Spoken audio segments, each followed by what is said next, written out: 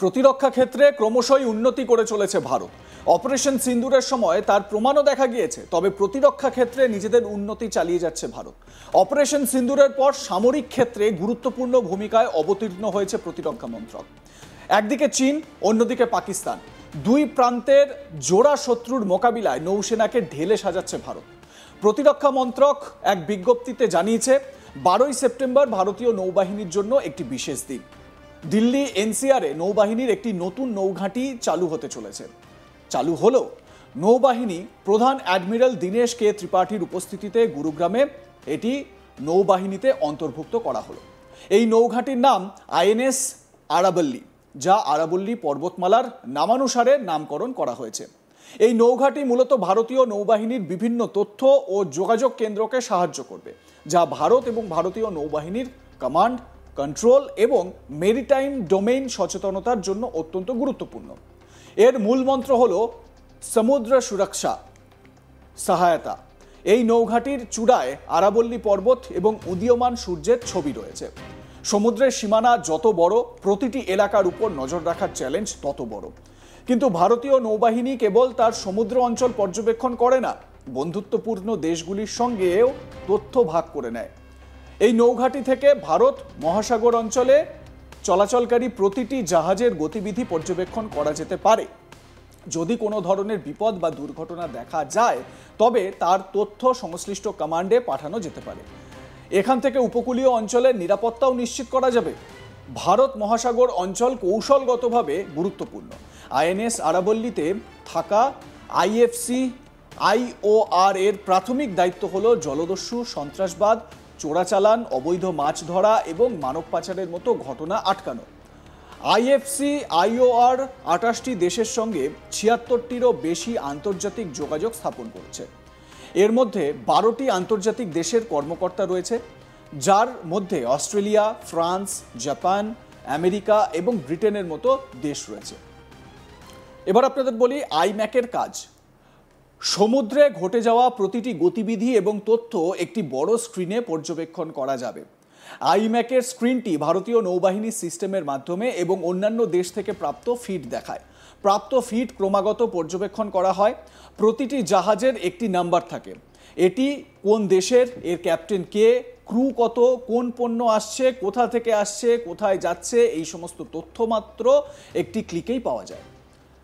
AI এবং big data বিশ্লেষণের মাধ্যমে কয়েক সেকেন্ডের মধ্যেই জানা যায় যে আমাদের মহাসাগরে কতগুলি জাহাজ আছে এবং মহাসাগরে কোনো অতিরিক্ত কার্যকলাপ হচ্ছে কিনা। এক্ষেত্রে বলে রাখি, এআই প্রতিরক্ষা ক্ষেত্রে এই আর্টিফিশিয়াল ইন্টেলিজেন্স অত্যন্ত গুরুত্বপূর্ণ। যেরকম অন্যান্য বিভিন্ন ক্ষেত্রে এআই কাজ করছে সপ্রতিভভাবে। যদি কোনো কিছু ভুলভ্রান্তি নজরে আসে, তাহলে সতর্ক হয়ে তাৎক্ষণিকভাবে ব্যবস্থা নেওয়া যেতে পারে। যদি কোনো জাহাজ ভুল ট্রান্সমিশন দেখিয়ে কোনো পদক্ষেপ নেয়, তাহলে তাও আইম্যাকে ধরা পড়ে যাবে। বর্তমানে 7600 কিলোমিটার দীর্ঘ সামুদ্রিক সীমান্তে প্রায় 90টি উপকূলীয় রাডার স্টেশন তৈরি করা হবে। এর মধ্যে বেশিরভাগই ইতিমধ্যেই ইনস্টল করা হয়ে গেছে। 89টি স্থল ও মহাকাশ ভিত্তিক স্বয়ংক্রিয় শনাক্তকরণ ব্যবস্থা ভারতীয় সমুদ্রে নজরদারি রাখছে।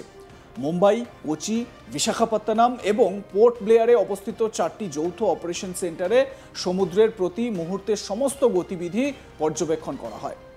20 মিটারের বেশি লম্বা যে কোনো নৌকা বা স্টিমারের নিজস্ব শনাক্তকরণ নাম্বার থাকে। 20 মিটারের কম লম্বা নৌকা ট্র্যাক করার জন্য ট্রান্সপোর্টার স্থাপন করা হয়েছে। আমাদের সামুদ্রিক অঞ্চলে 2,20,000-এরও বেশি নৌকা রয়েছে, যেগুলির আকার 20 মিটারেরও কম। এবারে কিছুদিন পিছিয়ে যাই, ভারতীয় নৌবাহিনীর ঘাঁটিগুলোর বিষয়ে আপনাদের বেশ কিছু তথ্য দিই।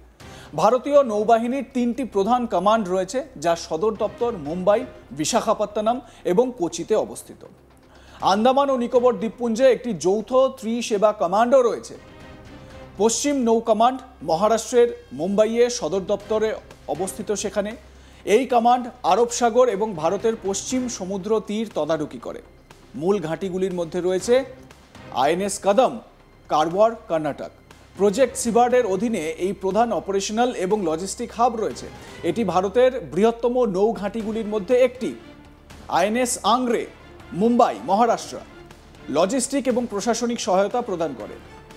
আইএনএস অভিমন্যু মুম্বাই মহারাষ্ট্রায় মেরিন কমান্ডো অর্থাৎ মার্কোসদের জন্য এই ঘাঁটি বিশেষ ব্যবস্থা রাখা হয়েছে।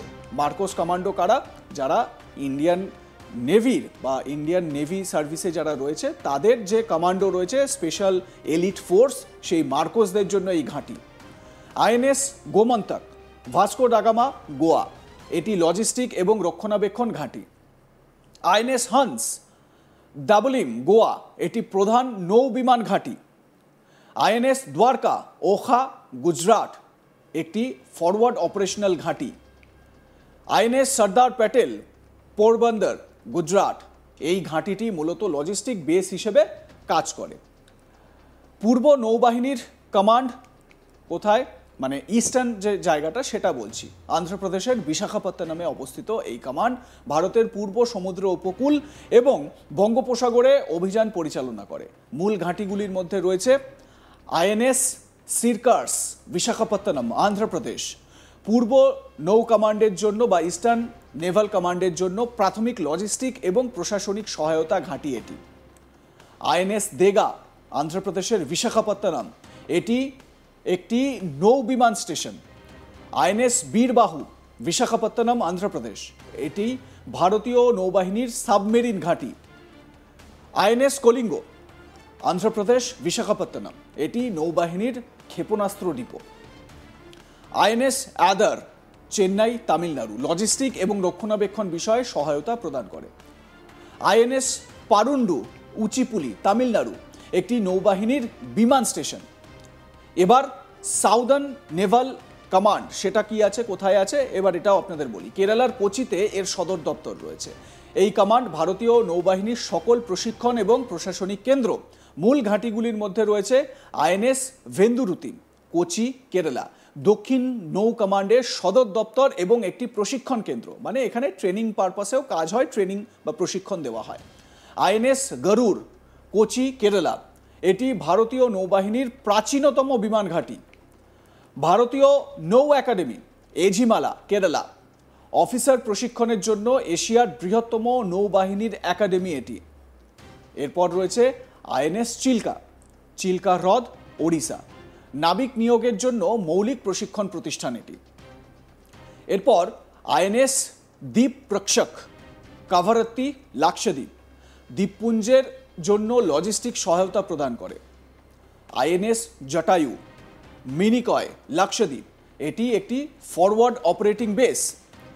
আন্দামান ও নিকোবর কমান্ড ত্রিসেবা পোর্ট ব্লেয়ারে অবস্থিত এই কমান্ড ভারতের একমাত্র ত্রিসেবা command.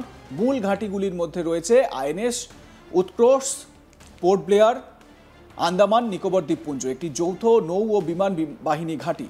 INS জারাওয়া port Blair Andaman ও নিকোবর দ্বীপপুঞ্জ, লজিস্টিক এবং প্রশাসনিক সহায়তা প্রদান করে।